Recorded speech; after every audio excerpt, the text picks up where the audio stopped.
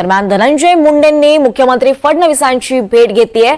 बीडवर सध्याच्या घटनांवर या बैठकीत चर्चा झाल्याचं कळत आहे। धनंजय मुंडे यांनी मुख्यमंत्र्यांची वेगळी भेट घेतली आहे। दवाखान्यात काही टेस्ट यासाठी जायचं म्हणून मुंडे हे कॅबिनेट अर्धवट सोडून निघाल्याचं कळत आहे। यावर अधिक माहिती घेऊयात। आपल्यासोबत आपले प्रतिनिधी सागर कुलकर्णी आहेत। सागर, धनंजय मुंडेंनी आता मुख्यमंत्री फडणवीसांची वेगळी भेट घेतल्याचं कळत आहे, काय अधिकची माहिती आहे? धनंजय मुंडे यांचा त्यांच्या राजीनाम्याची मागणी वारंवार केली जाते। या सगळ्या पार्श्वभूमीवर धनंजय मुंडे यांनी जी आता काही वेळांपूर्वी फडणवीस यांची घेतली आणि जे पुरावे आहेत ते देखील स्वतःची सादर भूमिका मांडल्याचं समजतं। आणि या सगळ्या गोष्टींमध्ये आपण कुठल्याही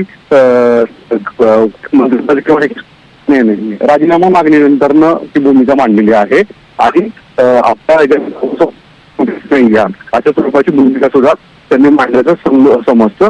कुठे ना कुठेतरी धनंजय मुंडे यांनी माध्यमांशी बोलताना प्रतिक्रिया दिली आहे। त्याच्यामध्ये स्पष्ट म्हणलेलं आहे की आपण ज्यावेळेस हे कॉन्ट्रॅक्ट घेतलं होतं त्यावेळेस महानिर्मिती ही कंपनी ही वेगळी आहे आणि तिथे ऑफिस ऑफ प्रॉफिट हा विषय येत नाहीये कायदा, त्यामुळे आपल्यावर जे आरोप केले जातात ते चुकीचे आहेत। नक्कीच, धन्यवाद सागर, आपण दिलेल्या या सगळ्या सविस्तर माहितीबद्दल। तर धनंजय मुंडेंनी आता देवेंद्र फडणवीस यांची भेट घेतली आहे। बीडवर सध्याच्या घटनांवर या बैठकीत चर्चा झाल्याचं कळत आहे। त्याचबरोबर दवाखान्यात काही टेस्टसाठी जायचं म्हणून त्यांनी कॅबिनेट बैठक ही अर्धवट सोडल्याचंही कळत आहे।